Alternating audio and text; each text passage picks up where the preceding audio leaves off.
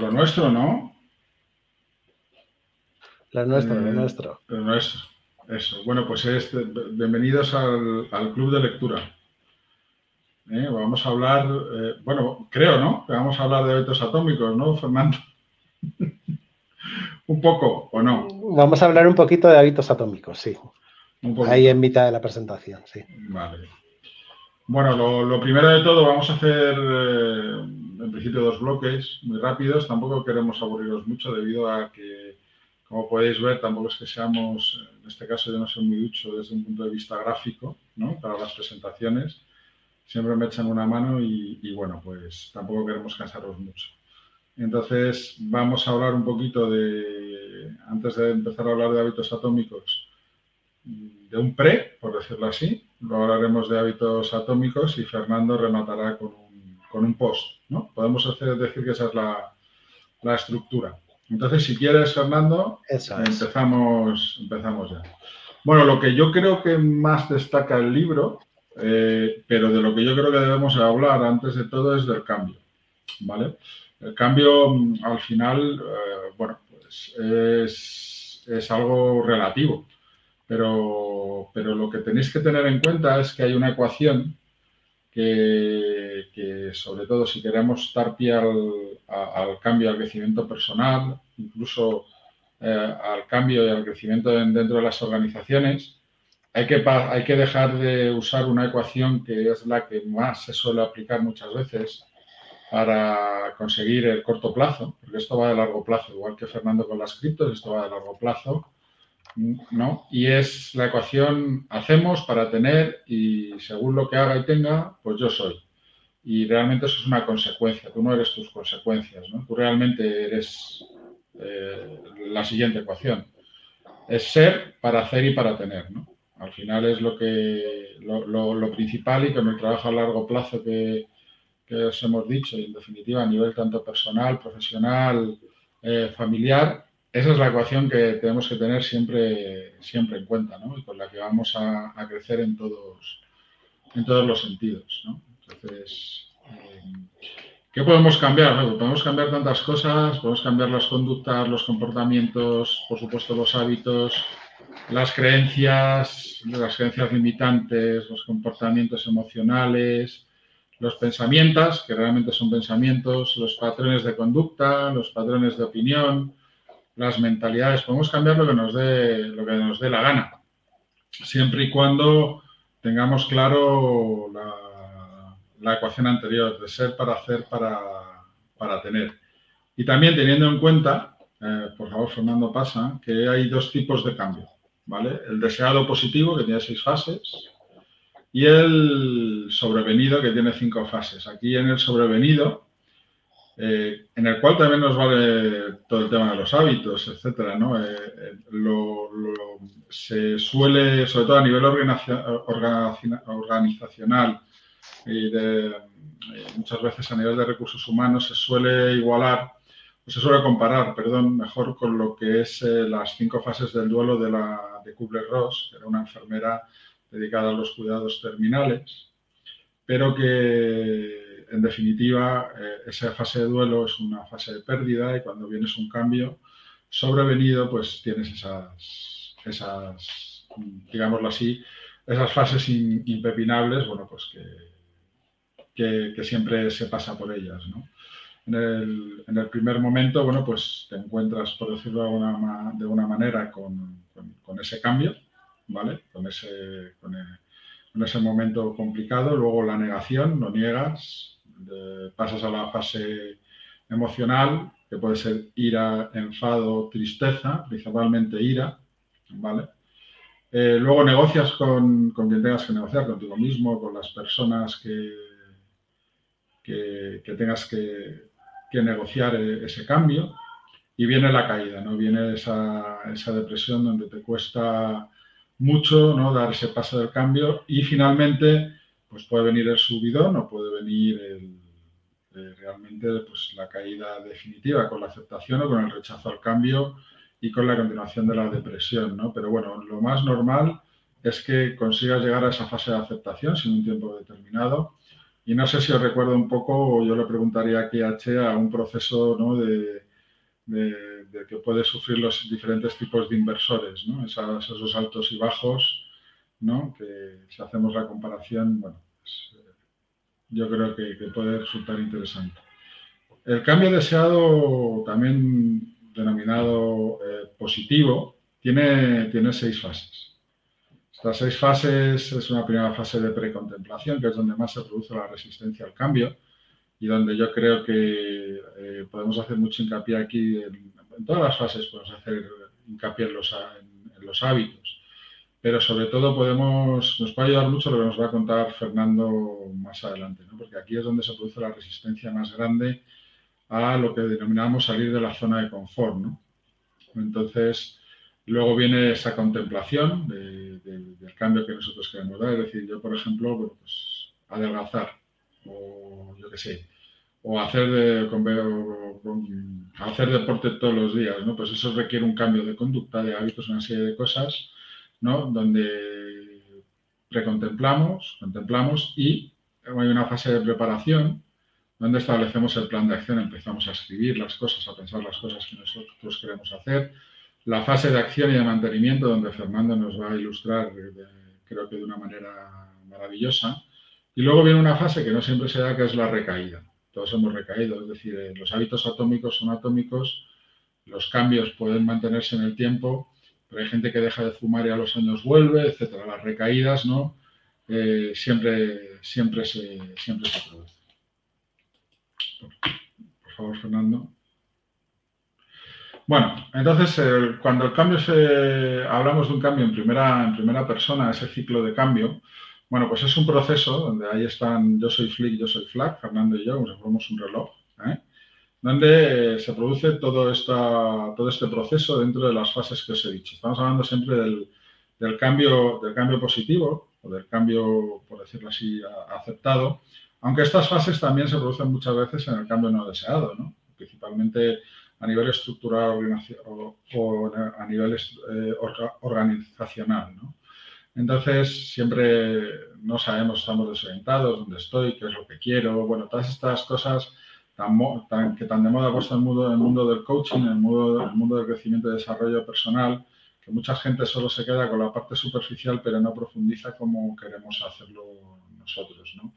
Y aquí hay una parte importante que también te habla el libro, que son las creencias muy relacionadas con los valores y la posibilidad de que los hábitos o los cambios de conducta y de comportamiento pues influyan sobre esos valores. Porque en definitiva, al final, la manera en que nosotros tenemos un comportamiento, realizamos una conducta, está íntimamente relacionada con estas creencias, con estos valores guías que desatan una emoción y un pensamiento, y eso nos genera una manera de actuar, ¿no?, y de comportarnos. Y los hábitos, la repetición de los hábitos, la repetición de determinados patrones, la manera de observar y de tener una mentalidad acorde a lo que puede ser el crecimiento personal, nos ayuda a que esos comportamientos no es que estén controlados, pero sí que estén normalizados, ¿no?, por decirlo de una manera.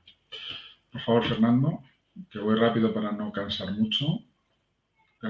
Entonces, cuando nosotros iniciamos este proceso personal de cambio, como os he dicho, aparece la resistencia y normalmente suele producirse por sesgos conductuales.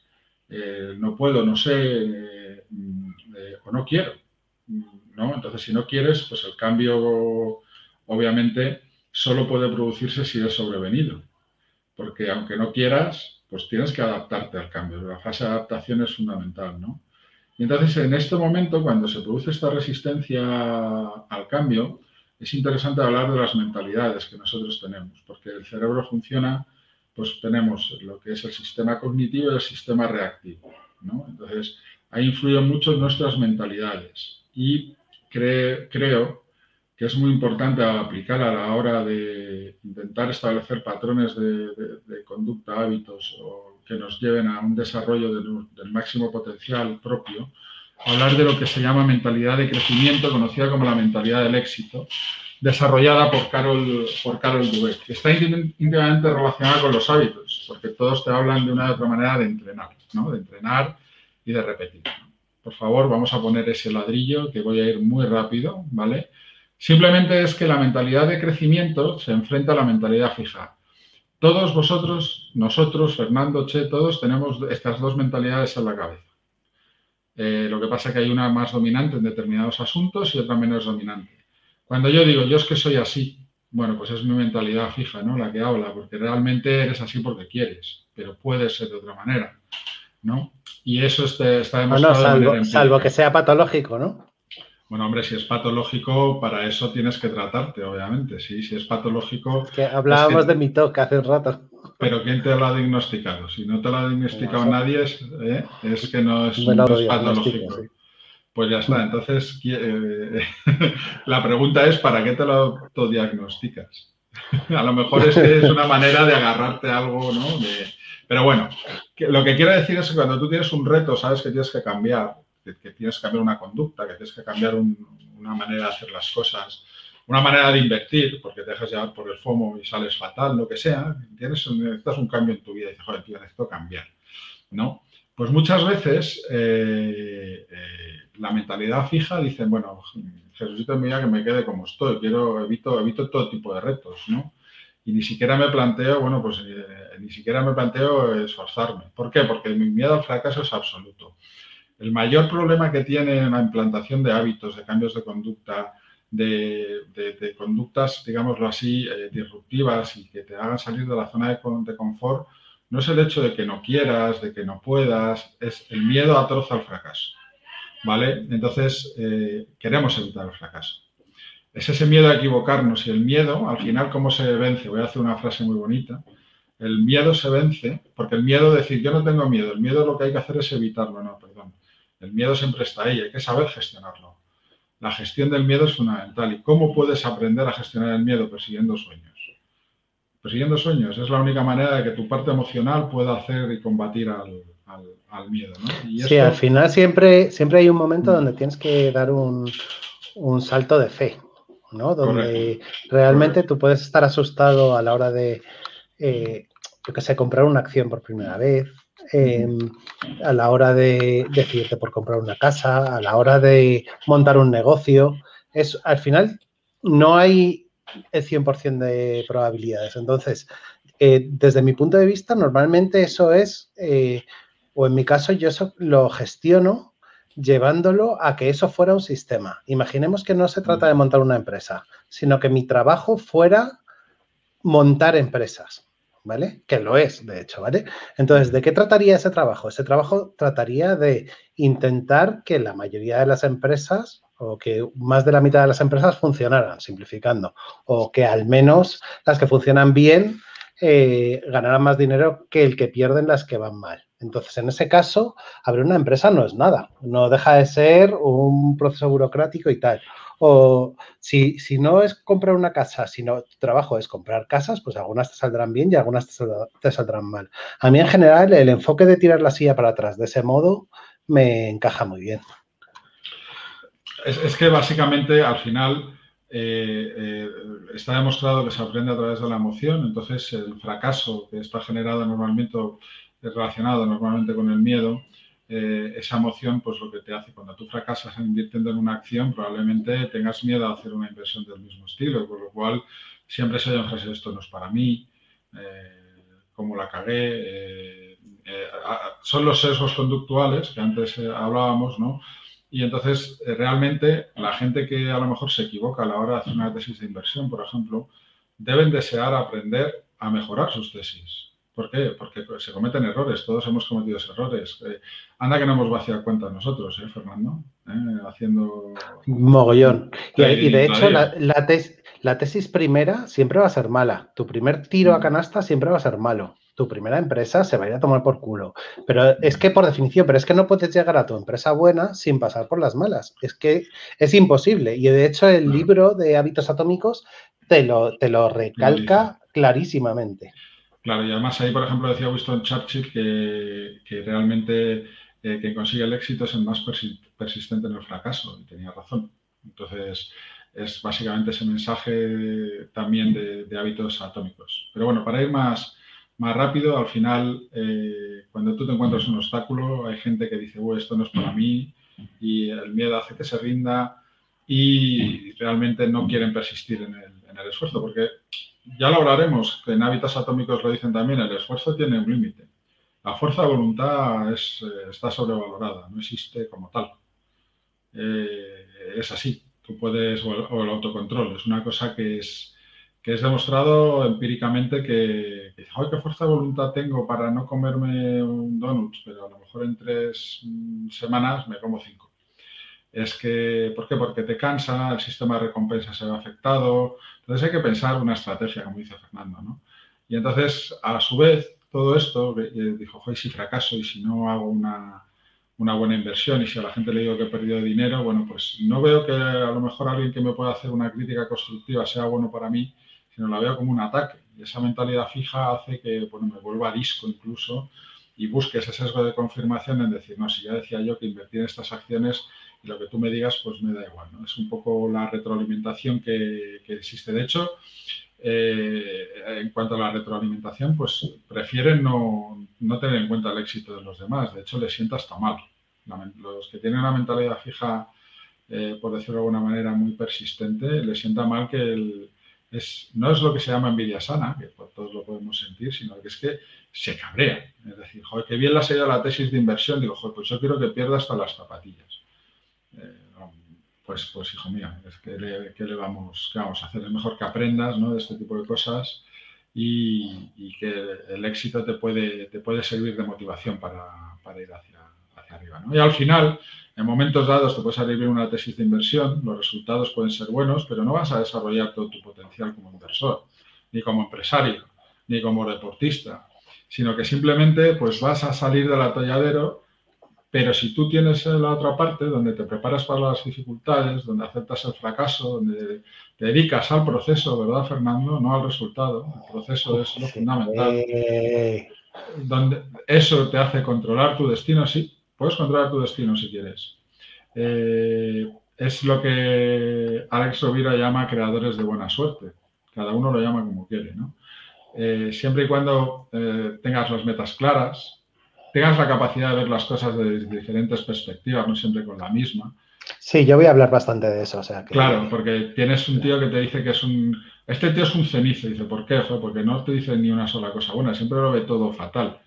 O yo recuerdo un amigo que tenía un compañero en su grupo que le llamaban el superador, porque siempre decías, he ido a tal sitio de vacaciones. Pues yo he ido a este hotel que es mejor que tuyo en el mismo sitio. Era el superador. Y digo, tío, eres un pesado. Que yo te he contado que me he ido de vacaciones a tal sitio, bueno, pues básicamente te impide disfrutar de ese tipo de cosas, ¿no? Y sobre todo, lo más importante, yo creo que si tú aplicas esa mentalidad, te va a ayudar mucho a cambiar tu forma de pensar a largo plazo. Yo sé que eso también le gusta a mí totalmente. Oye, tendríamos que hablar del libro, ¿no crees?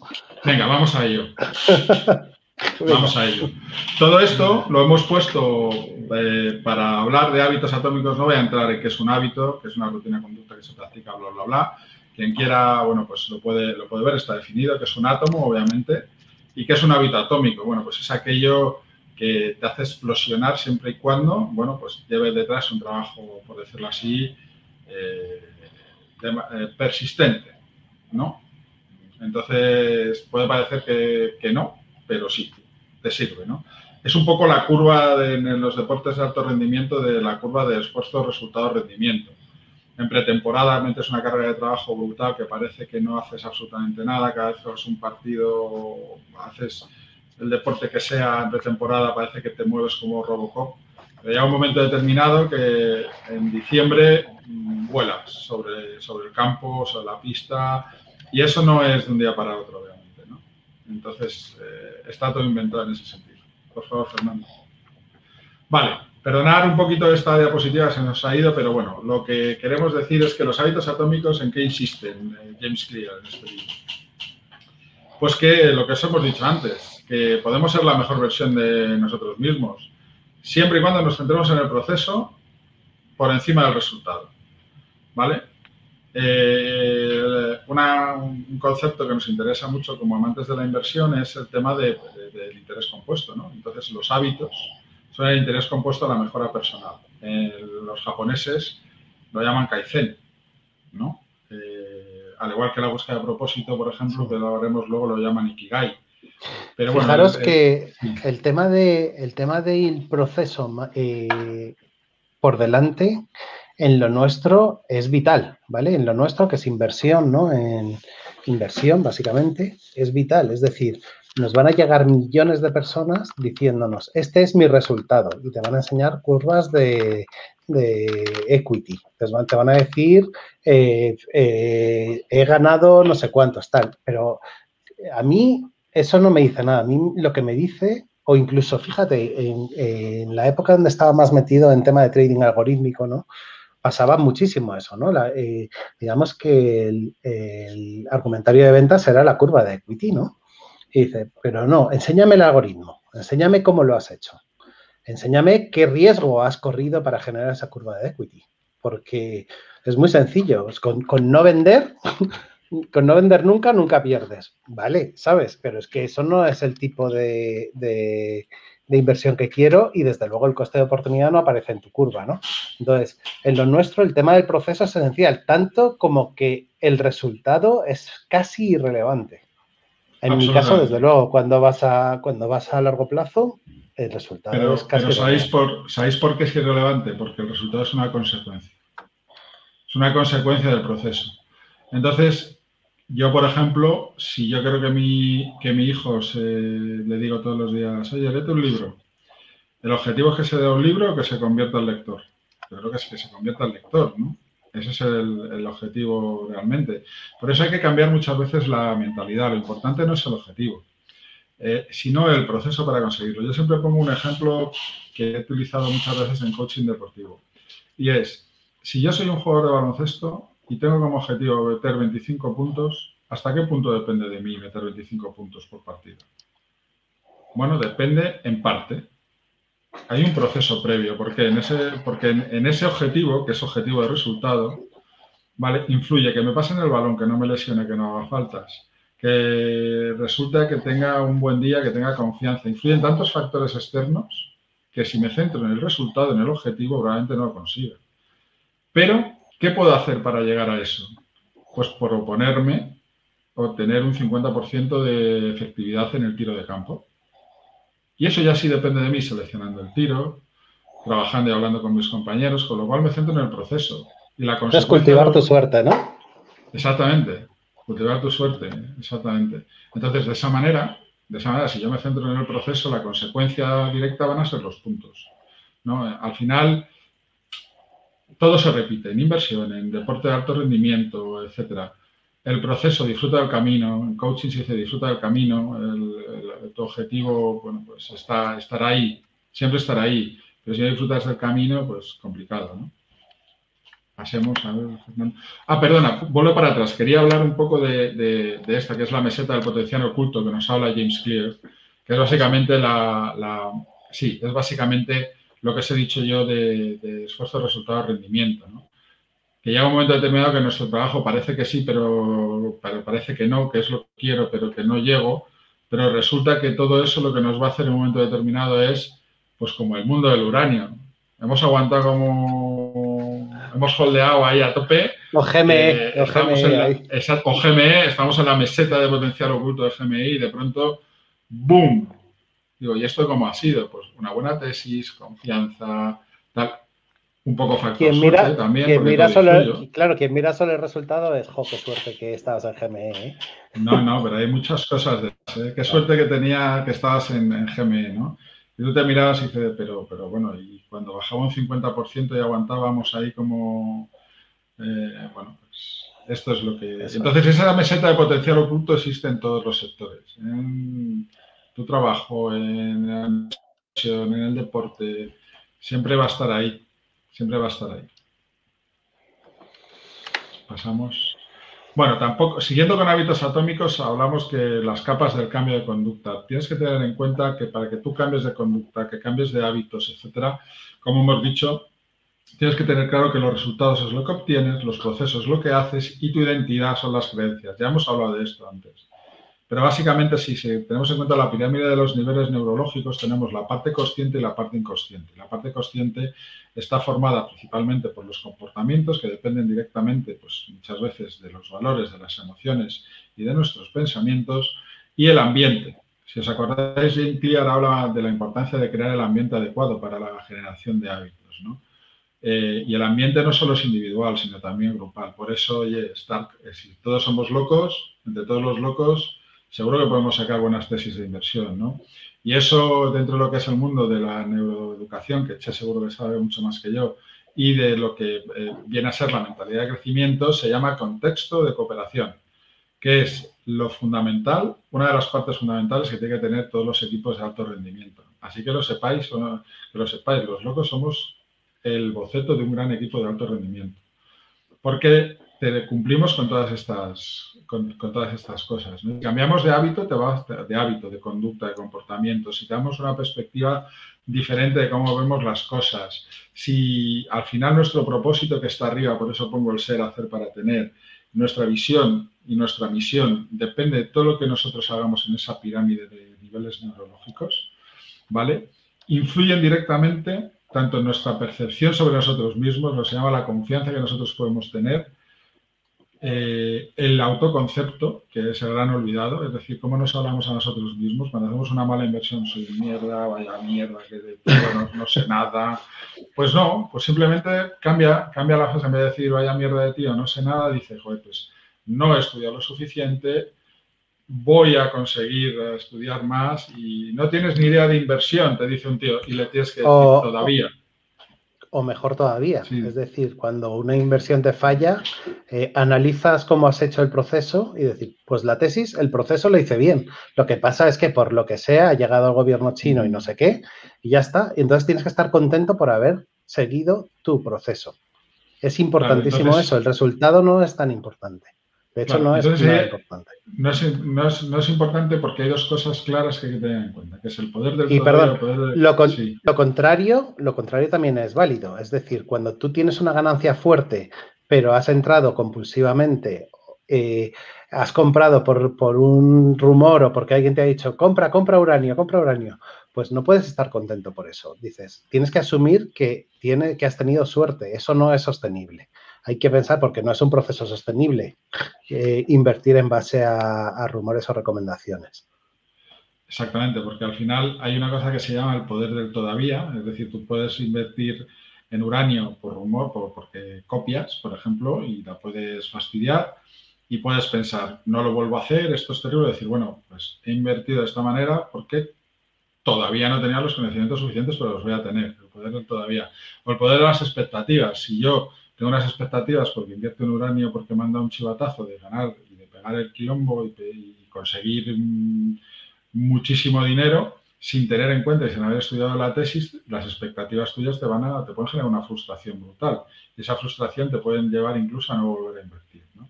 Con lo cual hay que manejar muy bien estos conceptos, ¿no? Y al final, ¿en qué te ayudan los hábitos? Bueno, pues que la parte consciente influye en el inconsciente y automatizas los procesos. Y estos, a tu vez, influyen en tus creencias y en tu concepto. Oye, pues a lo mejor no soy tan malo, ¿eh? Porque hoy leía en el chat de Telegram a Mano Rujano decir una cosa que la relaciono con esto. Y es decir, anda las horas que echamos nosotros para que nos digan que son suerte. Pues es verdad. Así es. Y eso es básicamente el poder de los hábitos, ¿no? El interés compuesto de los hábitos, ¿no? Y eso al final influyen en tus creencias, porque puede haber gente que lo haga porque nos sigue, etcétera, pero realmente hay un porcentaje muy elevado de locos, en general, de los que pertenecéis al grupo y nosotros, que nos hemos pasado muchas horas mirando uranio, mirando en su momento GME, a diferentes niveles, porque no todos tenemos que dar la mejor versión de lo que podemos llegar a ser. No todos podemos ser Edgar en análisis de empresas o tener los conocimientos que tiene Che a la hora de contabilidad y de ratios, o conocimiento que tiene Fernando técnico y de criptos. Pero oye, tú puedes dar tu mejor versión siempre, ¿eh? Y para eso requieres tiempo y estudios. El ciclo de los hábitos. Tienes la señal, porque estás pensando en la recompensa. Bueno, pues quiero adelgazar. La recompensa es perder peso. Y es también el anhelo, la respuesta que yo doy es un plan de acción. Pues voy a hacer una dieta kilocalórica de no sé qué rollos, etcétera, etcétera. La recompensa final pues puede ser lucir palmito en la playa, por ejemplo, ¿no? Entonces, así se crea el ciclo del hábito. Pero las 4 leyes del cambio de conducta, ¿cómo lo tienes que hacer? Pues lo tienes que hacer obvio. Lo tienes que hacer atractivo, lo tienes que hacer sencillo y lo tienes que hacer satisfactorio, es decir, ambiente, crear el ambiente lo suficientemente bueno, que ahora hablaré en la siguiente diapositiva de los tips que yo creo que son más importantes de todos, ¿no? Para que tú puedas conseguir implantar ese hábito en tu vida que te puede llegar a cambiar tu conducta, tu comportamiento o una situación determinada, ¿no? Y el ciclo esfuerzo, resultado, recompensa, en este caso, pues requiere o tiene un peso bastante importante. Al igual que el poder de las expectativas, porque si tú esperas tener unos resultados que no son acordes a la realidad, objetivos SMART, acordaros de estos, siempre tienen que ser realistas. Pero yo, que he jugado baloncesto, si yo os digo, bueno, chicos, me voy a presentar con 45 años y fuera de forma y de peso al draft de la NBA y espero ser top 10. Pues a lo mejor me miráis así y me decís, bueno, vas a ver, Juanjo, este tío ha enloquecido, de repente, o sea, está loco, ¿sabes? Sí, aquí cabe decir que una de las mayores estupideces que dice la gente es, si te lo propones puedes conseguirlo todo. Absolutamente. O sea, no hay frase más estúpida que puedes pensar o te pueden decir. Pero claro, es que hay que meter el factor realismo por encima de todo, ¿sabes? Así que nada. Bueno, y en definitiva, esas 4 leyes de cambio de conducta, el ciclo para crear hábitos y para eliminarlos exactamente lo mismo, con las 4 leyes inversas. Dar la señal, como podéis ver, el ciclo inverso, hazlo invisible, poco atractivo, hazlo difícil y hazlo insatisfactorio. Básicamente de esa manera, si lo aplicas, y ahora Fernando nos dirá cómo, podrás conseguir, nos dará practicidad todo esto, podrás conseguir con un buen plan dominar en parte tu destino, creo yo, ¿no, Fernando? Eso es. Vale. Bueno, si tenéis alguna pregunta sobre estos ciclos, estupendo, yo la respondo, pero creo que no creo que se vaya mucho más allá, ¿no? Simplemente tener claro, pues, que señala anhelo, respuesta, recompensa. La recompensa es importantísima a la hora de plantearte crecer en hábitos y en el crecimiento personal. Que lo importante realmente no es el objetivo, sino es el proceso. Y a partir de aquí, bueno, pues es la mejor manera en la que puedes crecer es ir pasito a paso. Pasamos, por favor. Por lo tanto, yo los tips que más me gustan del libro es el siguiente. Eso de que en 21 días coges un hábito es una mentira como la copa de un pino. O sea, es falso. Pero falso, falsísimo. El hábito no depende ni de la calidad con que lo hagas, ni de los días que lo repitas, sino del volumen de repetición del hábito. Si vosotros veis a un jugador de baloncesto o a un jugador de fútbol, hablo siempre de profesionales de alto rendimiento, pues no necesitan mirar el balón para botar o golpear la pelota. Pero eso no se consigue de hoy para mañana. Probar ni en 21 días. Ni en 21 días. Coger una pelota de baloncesto e intentar empezar a pasarla por la espalda como se la pasa a Steve Curry sin mirar el balón. Y me decís si es fácil o no es fácil. Y intentarlo 21 días. Al igual que si yo me pongo a analizar empresas como Edgar y veo el balance así a simple vista, ni en 21 días veo lo que él ve. Hombre, algo veo, pero no lo que ve Edgar ni lo que ve Che, ¿no? Entonces, bueno, pues creo que eso lo tenemos que tener claro. Una cosa que a Fernando le gusta mucho y a mí también es el tema de encadenar hábitos para poder establecer nuevos hábitos en tu vida, ¿no? Es importante esto, encadenarlos y agruparlos, porque si tú tienes un hábito, por ejemplo, decía, me tomo un café y tras el café medito, importantísimo. Meditar, hacer mindfulness. Yo creo que es pero bueno, esto es una opinión personal que nada tiene que ver con hábitos atómicos, pero ya aprovecho y lo digo. Absolutamente, está demostrado empíricamente, además lo dice Mario Alonso Puig, que te crece el cerebro y tienes mayor capacidad de control Aquí sí es verdad, ¿vale? Pero eso, encadenamos hábitos. Fernando, ¿por qué te gusta esto? Porque lo hemos comentado expresamente, lo de encadenar hábitos. A mí me encaja muy bien porque tengo unas rutinas muy específicas, muy claras, que sigo de siempre, yo qué sé. Hay una rutina, digamos, voy a poner un ejemplo mejor. Típica rutina de levantarte, te lavas los dientes, te duchas, te pesas, tal, no sé qué, y de repente hay algo que quieres introducir. Imaginaremos que es el tema de convertirte en lector, que no leer un libro, ¿vale? Convertirte en lector. Entonces, ¿qué pasa si en una cadena que ya haces siempre, constantemente, introduces, por ejemplo, que nada más ducharte, te vistes y te sientas en el sofá a leer 10 minutos, ¿vale? Aunque sean solo 10 minutos. Pues ese hábito es muchísimo más fácil que lo sigas y lo consigas que si te lo planteas de forma aislada. Tengo que leer un libro, pues termina el día y no has leído un libro. A eso se refiere con las cadenas de hábitos. Exacto. Entonces, precisamente esto lo relacionamos con cambiar el ambiente y el entorno. No solo, por eso digo, no es lo mismo que tú estés en un grupo de cenizos de inversión que estés con los locos a la hora de hacer inversiones, para aprender inversiones, ¿no? Porque no solo es el ambiente para que tú crees ese hábito de lectura, sino que es el ambiente grupal donde tú además consigues la identidad y donde influyen tus creencias y tus valores y tu identidad y vas formando tu identidad propia.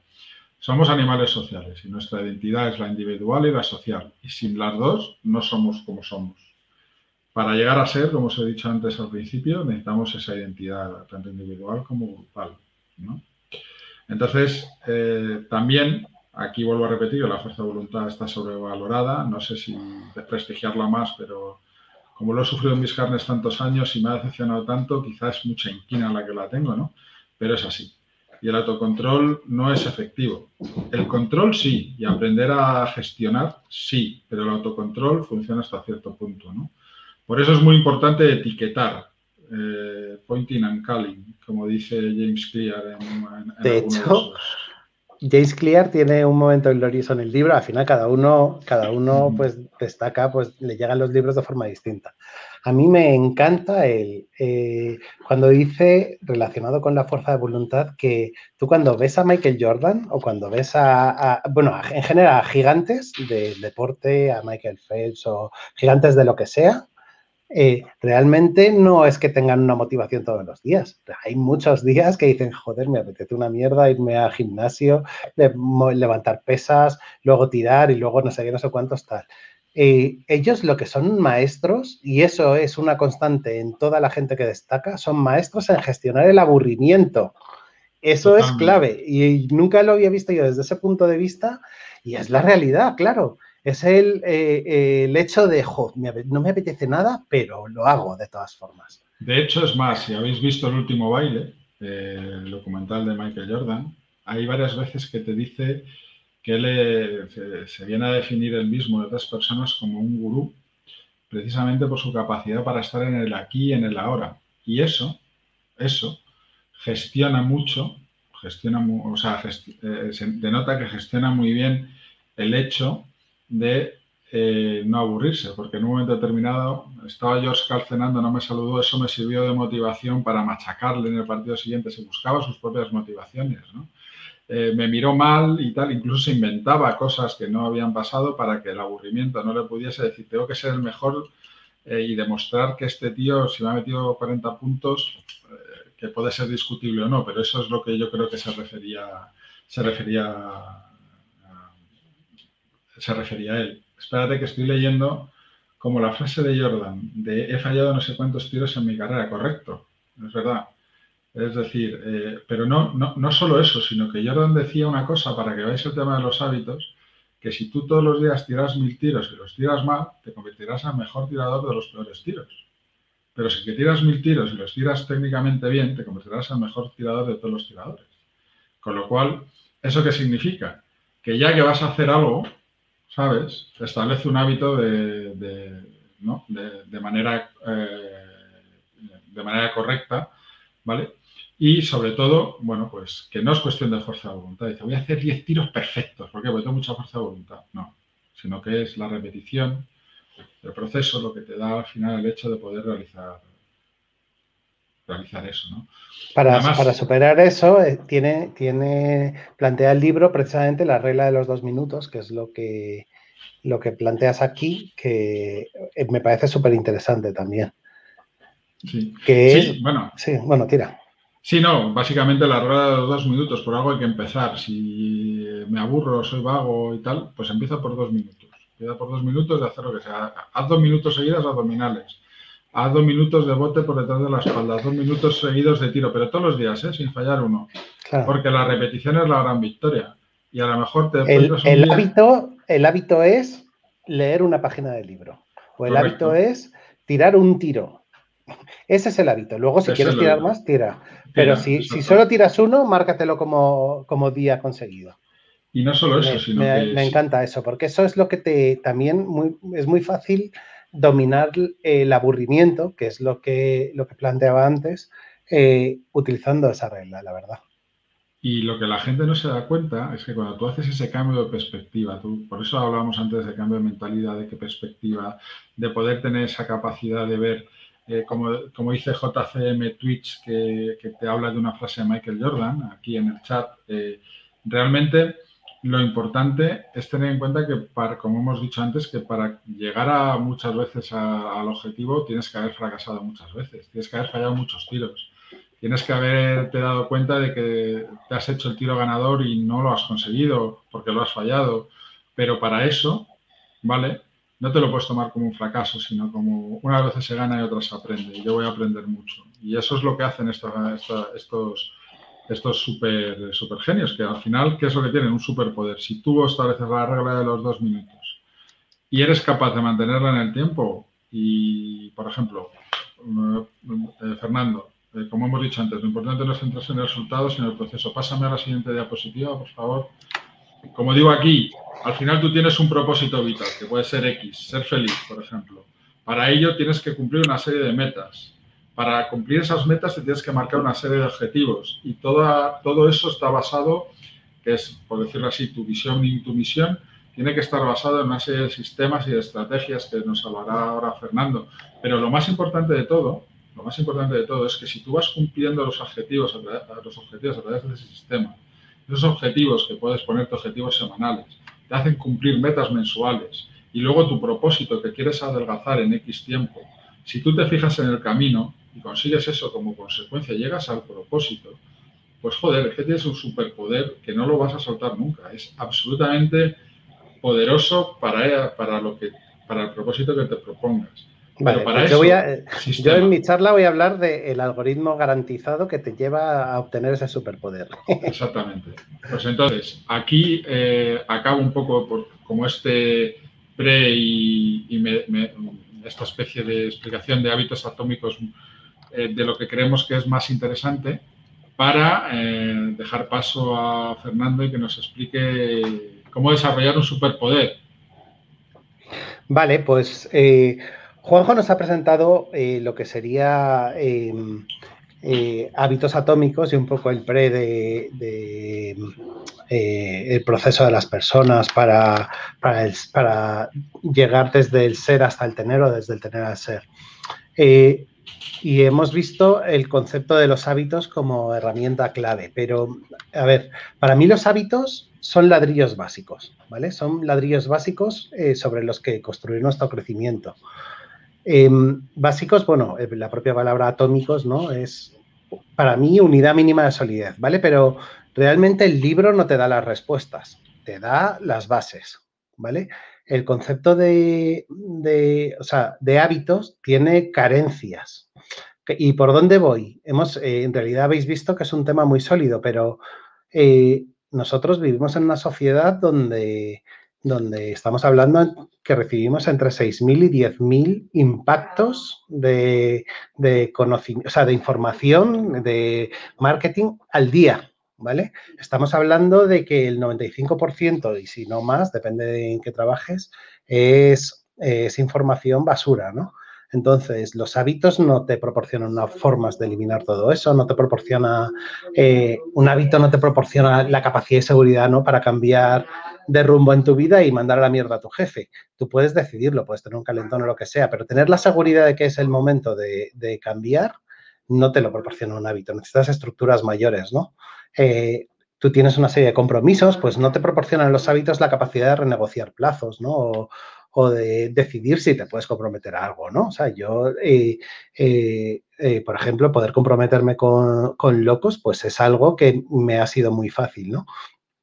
Yo qué sé, decidir si un negocio, ¿no?, de los múltiples que te pasan por delante de ti, a mí en mi caso, por ejemplo, todas las semanas, si está alineado o no con lo que quieres, y etcétera, ¿no? Entonces, básicamente, con los ladrillos que nos proporcionan los hábitos es necesario construir estructuras superiores, ¿no?, para progresar en la era del conocimiento. Que básicamente, ¿de qué hablo con estructuras superiores? Pues hablo de obtener control sobre lo que hacemos y obtener perspectiva sobre nuestros objetivos y para definir nuestros objetivos y asegurar que empleamos el tiempo en lo que queremos, ¿no? Entonces, os voy a hablar de GTD, que es una de muchas metodologías, pero que es un poco especial, ¿no?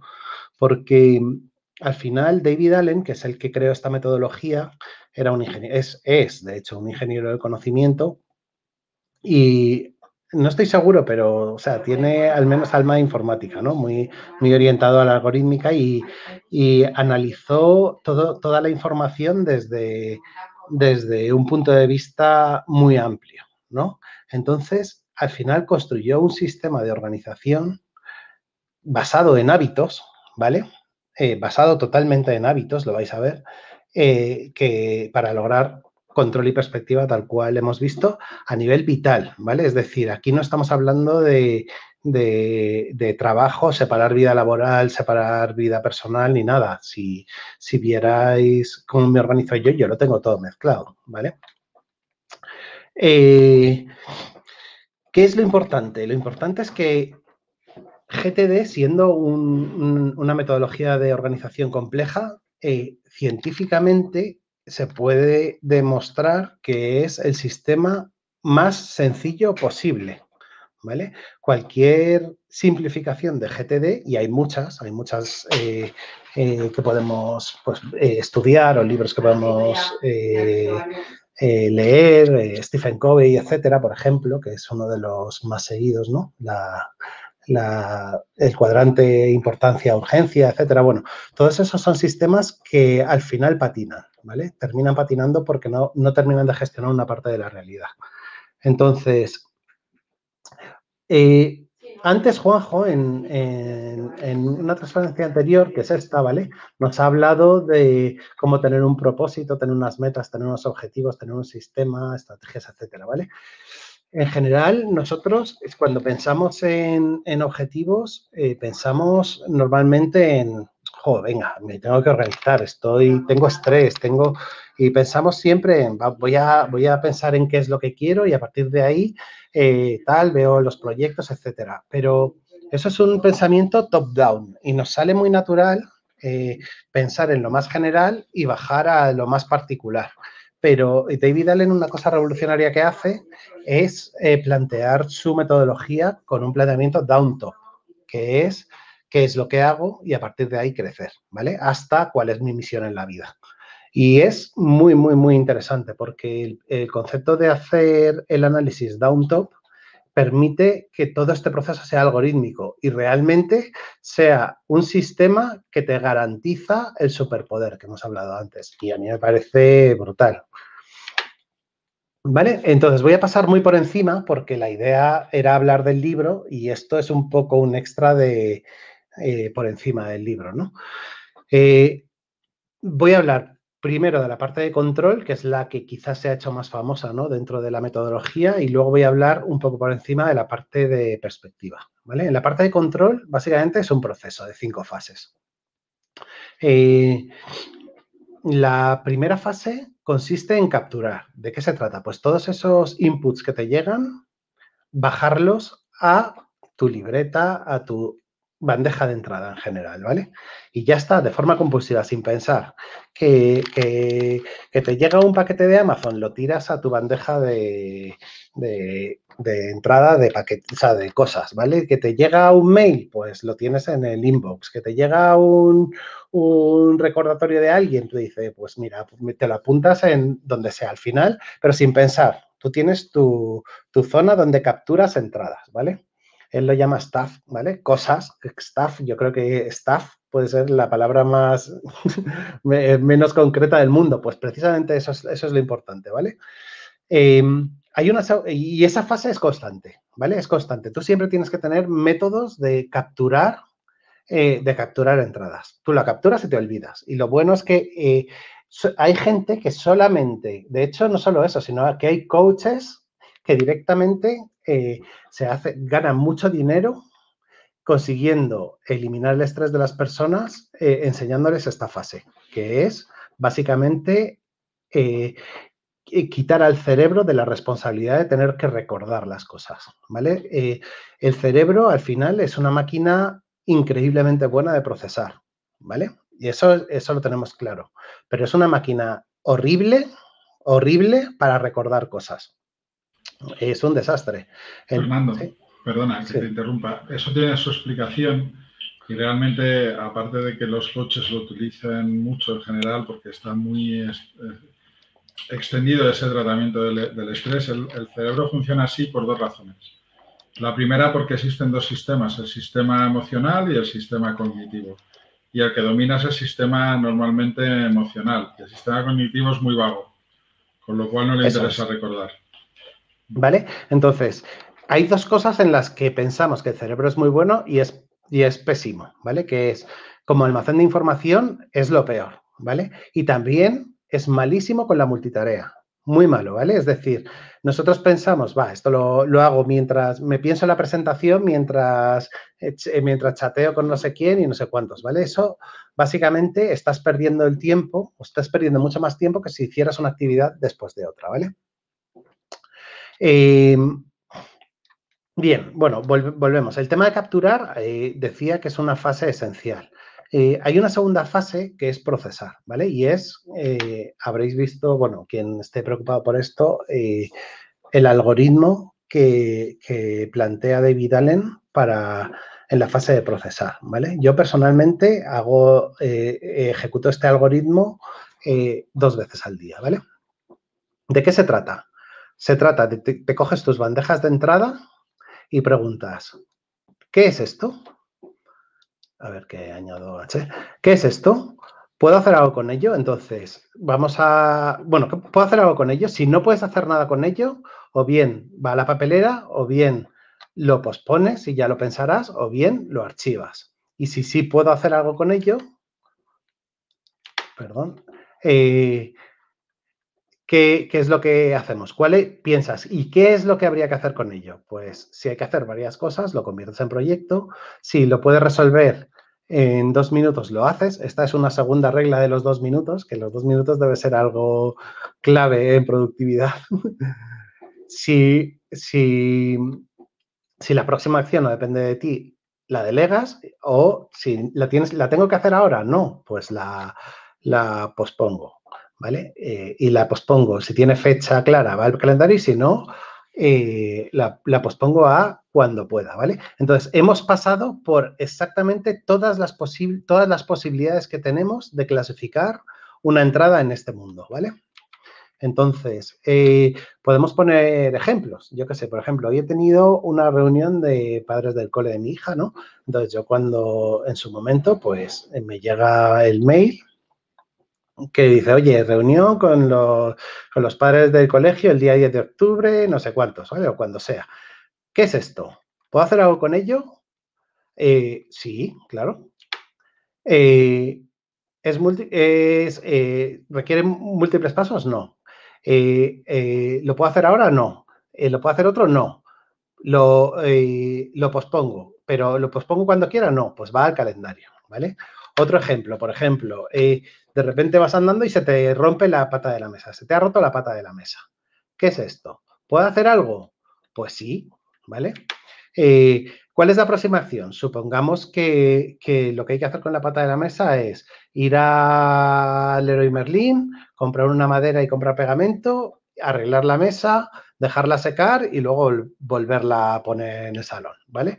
Pues eso son múltiples acciones. Cualquier cosa que suponga más de una acción es un proyecto. Pues me abro proyecto que es arreglar la mesa de salón y creo una única tarea, que es la primera, que es comprar en Leroy Merlin tal, ¿vale?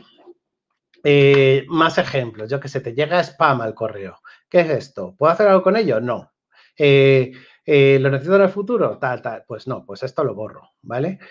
Pues 1000 cosas, ¿vale? Entonces, este es un proceso donde cualquier cosa que te llegue, cualquier input que te llegue, puede terminar en su propia clasificación, ¿vale? Luego, hay una tercera, y bueno, os comentaba, este proceso al final es 2 veces al día, terminas con tus bandejas de entrada que hemos comentado antes, tus bandejas de entrada que hemos hablado aquí en capturar, 2 veces al día terminas con esas bandejas de entrada vacías, ¿vale? Luego, porque yo proceso 2 veces al día, ¿vale? Hay una tercera fase que es la fase de organización, ¿vale? Organización consiste en que cuando yo vaya a trabajar en algo, ¿vale? No tenga que pensar, ¿vale? Es muy importante para el cerebro separar la fase de pensar en el trabajo de la fase de trabajar. Es decir, si yo al final termino con que tengo que llamar a alguien, es muy importante que en la redacción de la tarea no sea llamar a Pepito, sino sea llamar a Pepito y entre paréntesis te pones el número de teléfono para decirle no sé qué y obtener esta información, ¿vale? Con lo cual, lo que quiero es minimizar el tiempo de pensar cuando vaya a trabajar, ¿vale? Y de eso se trata. Y una de las cosas más interesantes que plantea David Allen es clasificar el trabajo que tengas que hacer por contexto. Por ejemplo, hacer la compra en Mercadona, yo lo pondría en recados fuera de casa, ¿vale? Entonces, yo tendría una lista, ya sea electrónica o en papel, que sería recados fuera de casa. ¿Y qué aparecería por aquí? Pues si tengo que comprar algo en la farmacia, si tengo que hacer la compra o si tengo que echar una carta al buzón, en el momento en que me subo al coche, reviso esta lista y digo, vale, pues voy a hacer las 3 cosas a la vez, ¿vale? Y eso es el concepto de contextos. O todas las llamadas hacerlas al mismo tiempo, pero eso luego lo veremos, ¿vale? Y esa es la fase de organizar. Hay una fase que es revisar. Todos los sistemas del mundo se descojonan con el tiempo, ¿vale? Y revisar es un algoritmo, 10, 9, 11 pasos, cada cual pues se lo adapta un poco, pero es muy sencillo, que es básicamente pasar por las fases anteriores, que reajusta nuestro sistema, ¿vale? Es un algoritmo que se ejecuta una vez por semana.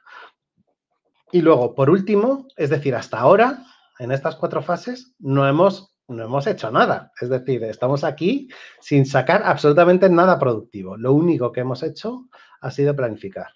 Llega un momento donde hay que trabajar, ¿vale? Entonces, aquí tú cuando estás haciendo cosas, acordaros que cuando hablo de trabajar no hablo de el trabajo en la oficina, ¿vale? Hablo de cualquier cosa, ya sea vida personal, laboral, cualquier cosa que hayas decidido hacer, ¿vale? Y tú al final puedes estar haciendo 2 cosas, o bien apagando fuegos, ¿vale? Es decir, haciendo trabajo urgente no planificado, o bien planificando el trabajo y haciendo el trabajo. Cuando estás en modo trabajo urgente no planificado, básicamente no tienes control ahí. Si está tu casa ardiendo, pues tienes que gestionar el fuego. Ya está, ¿sabes? Olvídate de que no lo tengas planificado. Y si además mientras arde te están robando el coche, pues tienes que gestionar el robo. Quiero decir, hay cosas y esas cosas pasan y no estás planificado. Y luego, sobre la planificación del trabajo y sobre el trabajo en sí, sí tienes control, ¿vale? Es decir, no es irreal pensar que no hay trabajo urgente porque las cosas te pueden llegar, ¿no? Ahí Stephen Covey sí que tiene un digamos, una historieta muy interesante o una metáfora, no sé cómo se llama, que es el tema, tú estás en una barca en un río, ¿no? En un río de cocodrilos, ¿vale? Entonces, los cocodrilos vienen y tú tienes una pala. Pues si viene un cocodrilo, le tienes que pegar con la pala. Ahí no hay nada, ¿vale?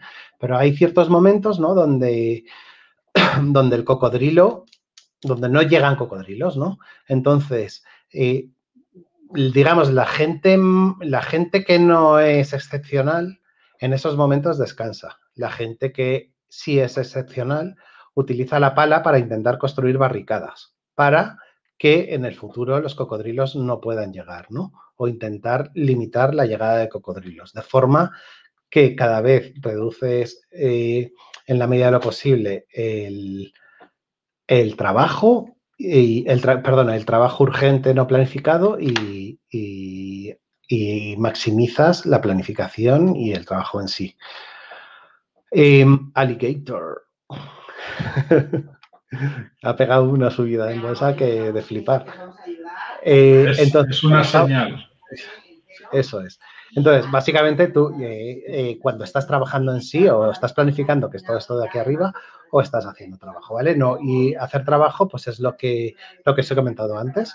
Digo, vale, pues lo tengo todo planificado. Venga, ¿en qué contexto estoy? Ah, ¿tengo el móvil en la mano? Venga, sácame la lista en la parte de teléfono. Vale, pues tengo que hacer una llamada a Pepito, ya tengo el número preparado y además, ¿qué es lo que quiero preguntarle? Tengo que llamarme a mi madre y tengo el número preparado y tal.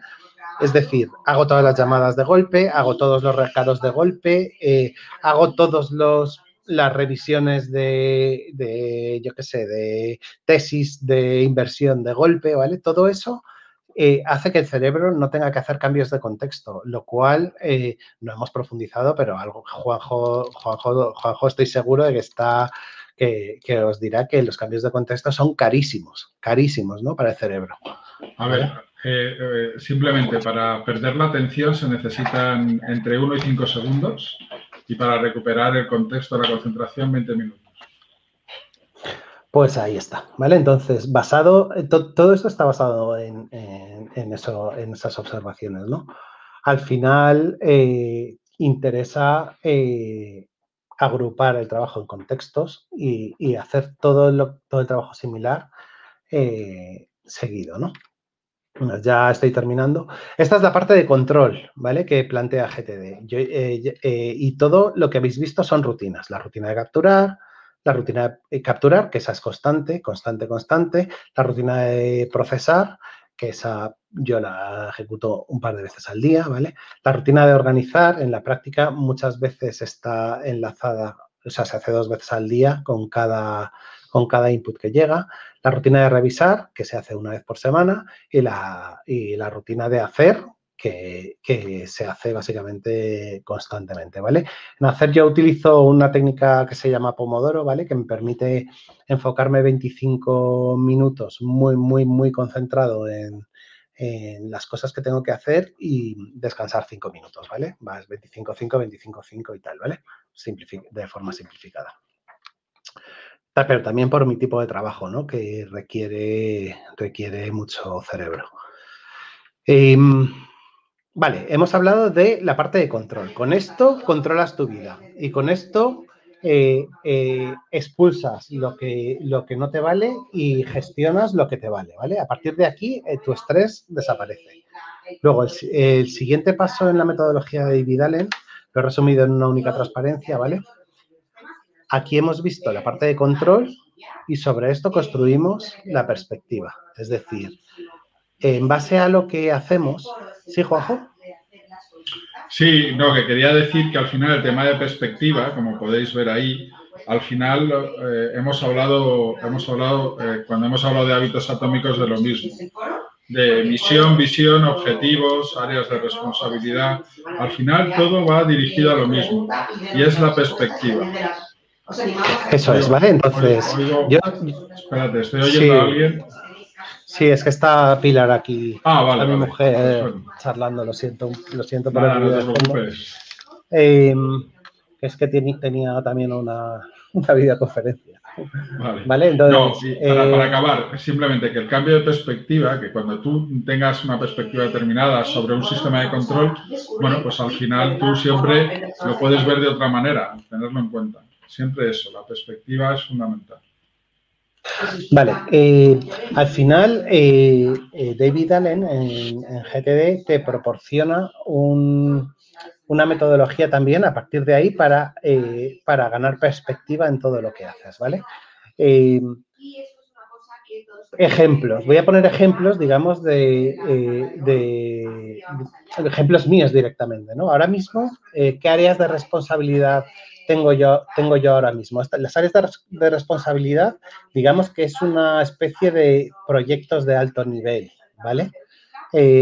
Por ejemplo, yo tengo como áreas de responsabilidad la gestión de mis empresas, ¿no? Eso no es un área de responsabilidad, sino cada empresa que tengo, pues veo por aquí Open Sistemas, veo por aquí Powering Off-Road, veo Edulacta, veo pues una serie de empresas y pues para mí son áreas de responsabilidad, ¿vale? Y es decir, y digamos que hay proyectos asociados a mis áreas de responsabilidad. ¿Qué es lo importante de las áreas de responsabilidad?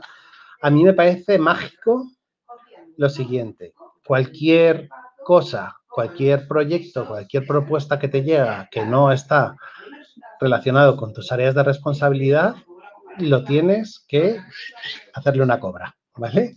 Es decir, a mí me llega alguien, algo que no está dentro de mis áreas de responsabilidad, oye, tal, no sé qué, necesitamos en el departamento de marketing un no sé qué, no sé cuántos, tal, ¿vale? No es mi responsabilidad. Otra cosa, pero que olvídate del buenismo, olvídate del concepto de en sí qué van a pensar de mí. Mucho peor que falles en tus áreas de responsabilidad, ¿vale? Objetivos, bueno, decía, bueno, por ejemplo, las finanzas personales son un área de responsabilidad.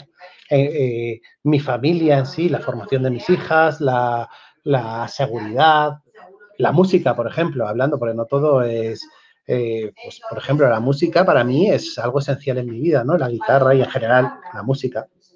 Entonces, eso para mí es un área de responsabilidad, ¿no? Hay gente que lo llama áreas de enfoque, ¿no? Por encima están objetivos, ¿no? Que son ya cosas que quieres lograr en los próximos 2, 3 años. Pero eso normalmente está, digamos que se deducen de tus áreas de responsabilidad. Es decir, acordaros que estamos partiendo del control y una vez que hemos controlado, vemos cuáles son las áreas de responsabilidad. Hay gente que se queda aquí y eso ya estás en el 0,01% de la gente más productiva, ¿no? Y siempre puedes decir, oye, pues me voy a quitar esta área de responsabilidad y me voy a poner esta otra, ¿vale? Luego, los objetivos que se deducen de las áreas de responsabilidad. Luego tienes, y son a eso, 3 años, 5 años, cada cual verá. Hay un concepto más de visión, ¿no? Que yo, por ejemplo, tengo, eso ya no está, digamos, directamente relacionado con los objetivos, ¿no? Está más relacionado con cosas que realmente te interesan, ¿no? Ejemplo, yo como visión, yo veo mi yo futuro y tengo apuntado, de hecho, tengo un grupo de amigos que me aprecian, a los que quiero, ¿vale? Y eso, digamos que no hay proyectos debajo que muevan eso. Eso sí, por ejemplo, sí que me pueden haber movido, de hecho me han movido y alguna vez lo he hablado especialmente con Juanjo, ¿no? Que es más sensible a eso, me ha movido a estar donde estoy ahora. Es decir, yo tenía una serie de amigos con los cuales, por ejemplo, no es cómodo o no les gusta hablar de inversiones, no les gusta hablar de dinero en sí, y a mí me gusta. Y no les gusta hablar de negocios, les gustan otras cosas.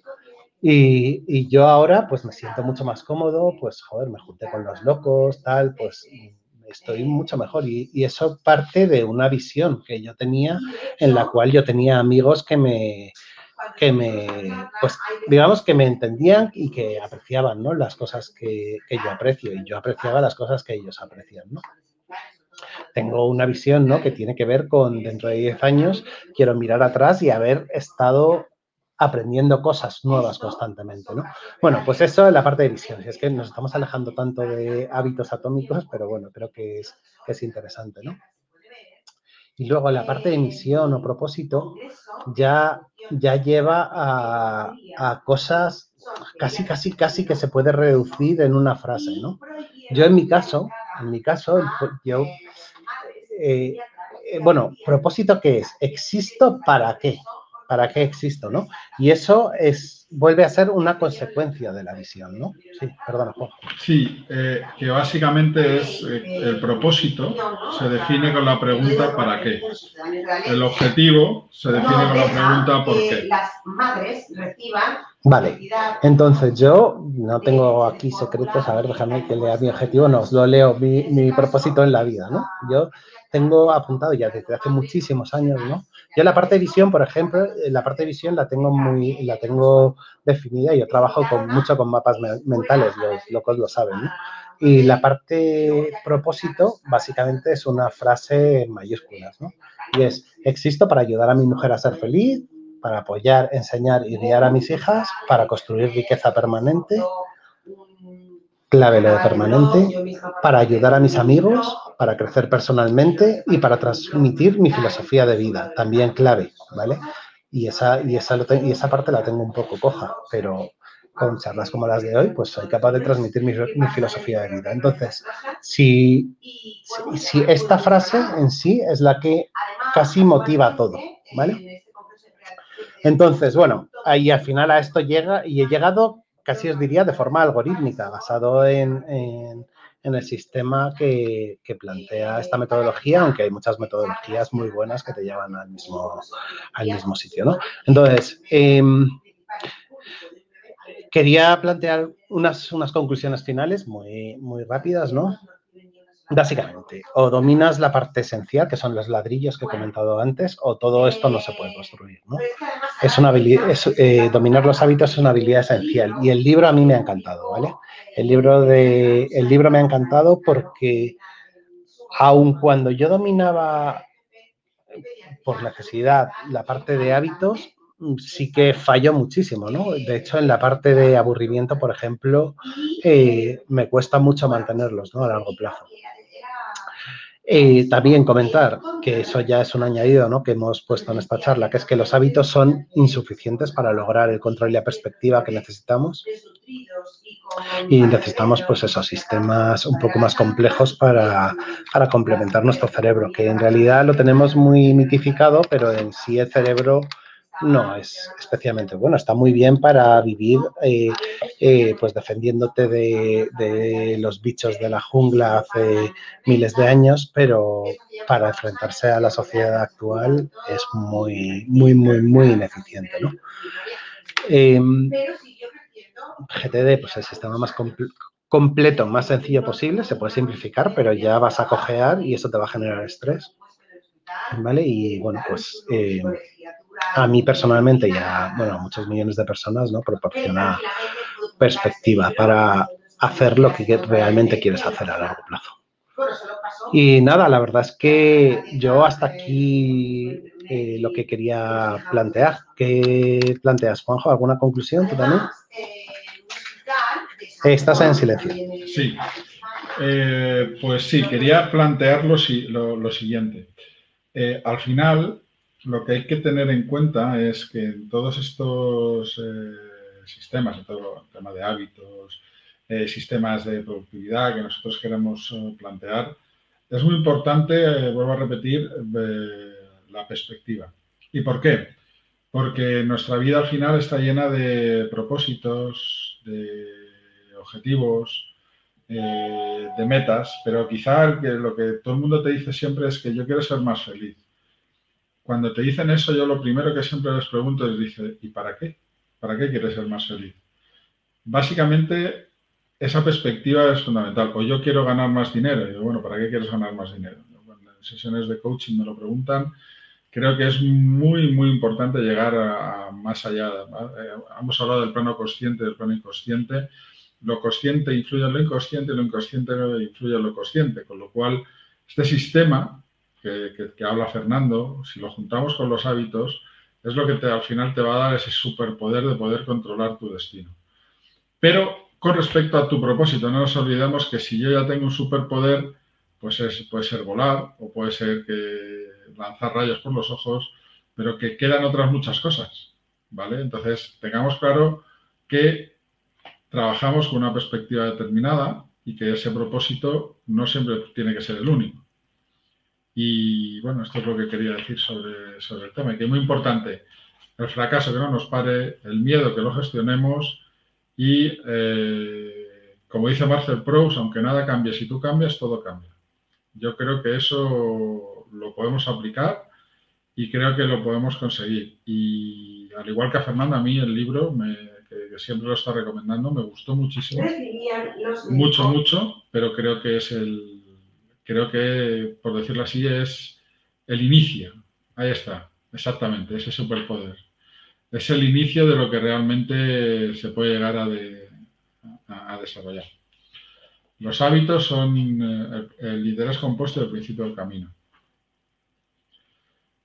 Canario nos habla de resiliencia, sí, correcto. Es un valor, la resiliencia es un valor que genera valor.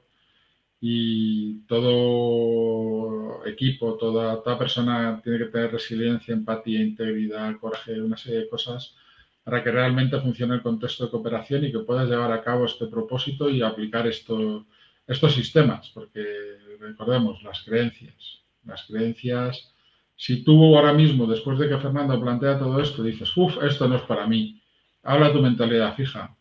Realmente no estás dando una oportunidad a mirar las cosas desde otra perspectiva. Simplemente porque dices, no, yo es que soy incapaz de centrar así el tiro. Digo, bueno, pues has dedicado tiempo. ¿Realmente te has preguntado qué puede hacer por ti este sistema? ¿Realmente es lo que estás buscando? ¿Te has parado a reflexionar sobre ello? ¿O realmente es que no tienes ganas porque tu parte vaga del cerebro, tu sistema vago, que no quiere trabajar, dice, esto no es para mí, yo estoy muy bien como estoy? Y realmente siempre te estás quejando de quiero salir de donde estoy. Simplemente eso hay que tenerlo en cuenta.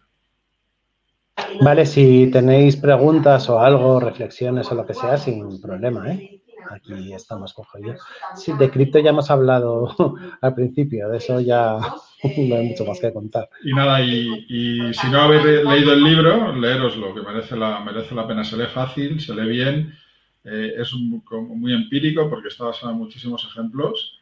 Y aquellos que os habéis leído el libro, el siguiente paso cuando paséis de leer, y aquí ya he hecho el órdago, paséis de leer cualquier otro libro próximo del club de lectura relacionado con economía e inversión. Si queréis hablar de todo lo que es la gestión emocional y de los miedos, yo propondría un libro muy interesante, obviamente que tiro para mi parte de coaching deportivo, pero bueno, que sería el de la primera vez que la pegué con la izquierda, de Manuel Ibarrondo. Pero eso para más adelante. A ver, me pregunta Fernando, una pregunta. ¿Cuánto tiempo llevas utilizando GTD? ¿Cuánto tiempo te llevó medio dominarlo y sentir que empezabas a ser productivo? Pues, ¿cuánto tiempo llevo? Pues yo creo que, a ver, sería aproximadamente 20 años. ¿Cuánto me llevo? Sí, yo creo que sería, no recuerdo bien el año. No, un poco menos, a lo mejor 15 años, ¿vale? ¿Cuánto me llevo medio dominarlo? Pues mira, yo me terminé de leer el libro y, bueno, pues es un rasgo de mi personalidad. Digo, pues lo voy a seguir al pie de la letra. Si es por que no sea porque no lo hago exactamente igual. Entonces, David Allen te plantea un proceso que es cómo empezar, ¿no? Y es básicamente el mismo proceso que os he explicado, pero muy a lo bestia. Entonces, yo básicamente cogí una habitación de mi casa y dije, este es mi inbox, ¿vale? Cogí todo lo que no estaba o no sabía si estaba bien y lo tiré en la habitación. Las cosas, los pensamientos en sí los escribí en post-it y los pegué en la pared de la habitación. La habitación tenía un montón de cosas, pero era gigante. O sea, imaginaros mesas, imaginaros balones, mogollón de post-its por todos los lados y tal. Luego cogí y empecé una a una a procesar, siguiendo el algoritmo que os he enseñado antes. ¿Qué me llevó? Pues me llevó la parte de control, me llevó un fin de semana entero, ¿vale? y un fin de semana ya estaba todo controlado, ¿vale? Y luego la parte de perspectiva es que se incluye en un libro posterior, ¿vale? De David Allen. Entonces eso yo entiendo que sería, pues con esa parte llevaré unos 10 años a lo mejor, ¿no? Yo cuando salió el libro me lo compré y me lo leí y me encantó. Me encantó. De hecho, ese segundo libro resume el primero, añade alguna cosilla y tal, con lo cual puedes saltarte el primero y leerte el segundo directamente. No me acuerdo cómo se llama. No. Sí, mira, lo voy a... Este es el segundo libro, Making It All Work, ¿vale? De David Allen. Y ese, bueno, pues tiene dentro, pues básicamente un resumen ampliado del primero y además tiene toda la parte de perspectiva, que es maravillosa.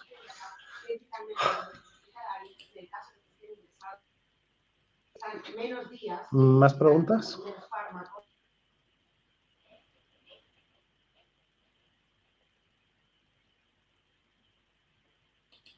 Una pregunta, no sé si random, en relación al aburrimiento, para Juanjo. ¿Qué opinión nos merece la afirmación de hay que dejar que los niños se aburran? Pues hay que dejar que los niños se aburran. Sí, señor. Mira, básicamente ahí entramos en otra, yo soy experto también en temas, bueno, perdonad, no soy experto, un experto son muchas horas. Sí que estoy muy metido en todo lo que es temas de adolescencia e inteligencia emocional. Creo que el mejor ejemplo que puedes ver es una charla que tuvo Tony Nadal, creo que es en BBVA Aprendemos Juntos, que te habla. Qué maravilla de charla, la conozco. Maravillosa, es maravillosa.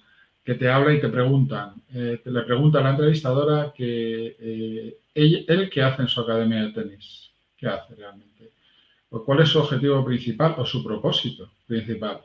Le dice que es educar el carácter. Y esto es fundamental. No dejamos que se frustren, no dejamos que no se diviertan. Para ellos no existe la ecuación esfuerzo, resultado, recompensa. La recompensa es tan inmediata que ni siquiera existe esfuerzo. Y si no les dejamos aburrirse, pues no van a desarrollar ese proceso reflexivo para ver cómo se gana la recompensa. Quieren todo aquí, ahora y ya. Y eso no puede ser. No puede ser. Y todos hemos pecado de este tipo de cosas como padres, ¿no? Porque la mayor pasión que podemos tener los padres o las madres es que nuestros hijos, pues no sufran, estén divertidos. Y a todo esto hay que ver la parte, cuando decimos educar el carácter, de lo mal que nos podemos llegar a sentir por lo mucho que trabajamos y el poco tiempo que dedicamos. Entonces, las quejas típicas de no tengo tiempo para mí, es que no tengo tiempo porque claro, no tengo tiempo para ni siquiera llego a casa y están dormidos, no puedo, estoy cansado y tal. Bueno, pues pregúntate realmente qué es lo que puedes hacer tú por tus hijos y no lo que los hijos pueden hacer por ti. Muy Kennedy la frase, pero es así. Realmente cuando pasa algo hay que preguntarse qué grado de responsabilidad tenemos cada uno de nosotros en que eso pase. Y si yo simplemente porque llego a casa estoy cansado y no me apetece tirarme al suelo, pasar 5 minutos con mi hijo jugando con él o jugando con ella y lo que quiero básicamente es descansar, pues le doy la tablet, le doy el móvil y que la recompensa sea inmediata. Pero si tiene que aburrirse y dice papá, me aburro, y dice, pues muy bien, pues oye, aburrirse no está mal. Así piensas en cómo no te aburres. Y creo que desde una perspectiva, digámoslo así, más profesional que de padre, creo que es fundamental. Fundamental porque les dejamos el aburrimiento, cuando tienes esas edades, la frontera entre el aburrimiento y la frustración no existe prácticamente, ¿no? Frustrarse viene más hacia la adolescencia. Con lo cual, ellos directamente, la parte emocional, la derivan en frustración, porque se aburren, patalean, gritan. Bueno, pues déjale que exprese la emoción y le explicas, oye, estás enfadado, ¿verdad? Sabes que esto es un enfado lo que estás teniendo porque dices que estás aburrido. No sé, son herramientas que tú le tienes que dar para que etiqueten Poitin and Calling, para que los niños sepan el emocionario, etcétera, etcétera, pero sobre todo dejarles que se aburran. Hombre, no hay que decirle, ponte en esa esquina y quieto sin hacer nada. No, eso no. Sino que si ellos están en un momento determinado pululando por la casa y te dicen, me aburro, Tienes que tener en cuenta no que se están aburriendo y que te indignes, sino primero, ¿por qué lo hacen? ¿Para qué lo hacen? ¿Quieren llamar tu atención? ¿Quieren pasar tiempo contigo? Etcétera, etcétera. Por eso, pregúntate qué puedes hacer tú por ellos para que ese aburrimiento no sea tal, porque es su manera de llamar la atención. No sé si te he respondido, que he dicho muchas cosas, pero creo que va por ahí los tiros, o por lo menos es lo que yo interpreto. Vale, pues nada, si no tenéis más preguntas, pues cerramos aquí y nada, seguiremos planteando. ¿Sí? Fernando, perdón, es que estoy leyendo, dice que está en el tema de cultivar la paciencia, es fundamental. Tú lo que tienes que hacer, que tienen 3 y 5 años, tienes que tener en cuenta que los niños son niños. Ya está. Tienes que dejarles que evolucionen como niños, ¿no? Es lo que he dicho antes en la charla, el poder de las expectativas. Como padres tenemos unas expectativas enormes, con 5 años, con 7 años, con 3, con 4, incluso yo he pasado por ello. Mi expectativa es que mi hijo con 3 años, con 4, con 5, con 6, con 7, lea perfectamente, sea capaz de leer y que pues vamos a ver, no es así. Es tu expectativa y si no lo consigues, no te frustras. No se frustran ellos, te frustras tú, los niños son niños. Con lo cual, la sobreestimulación viene también muchas veces dado por el hecho de que tú quieres que hagan muchas cosas, pero quien quieres eres tú. Ellos son niños. Entonces, pregúntate qué expectativas tienes con referencia a tus hijos y a lo mejor, aunque sea muy duro escuchar esto, y yo es una cosa que intento llevar a la práctica, las expectativas que tienes que tener son cero. Pero básicamente por una razón, porque todo lo que venga será maravilloso. Con expectativas elevadas, la frustración se la transmitirás a ellos. Si yo creo que mi hijo sea el mejor de la clase ya en primero de primaria y no lo es y me enfado con él, ¿qué le transmites? Es un ejemplo extremo, ¿no? Pero que va por ahí.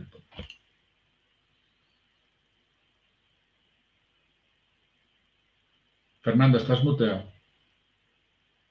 Decía, muchísimas gracias a todos y bueno, pues seguiremos con el club de lectura. No sé si tenemos siguiente libro, Juanjo. Todavía no, lo tendrán que decidir los eruditos económicos. ¿Sabes? Vale, hemos hecho así un poco de desvío en nuestra temática habitual de inversiones y tal. Y nada, la idea es eso, al menos cada mes hablar de algún libro que haya cambiado nuestra vida. Pero ojo, que si tú aplicas todo esto a la inversión, Fernando, es absolutamente válido, ¿eh? Absolutamente válido. De hecho, yo lo aplico. Desde luego.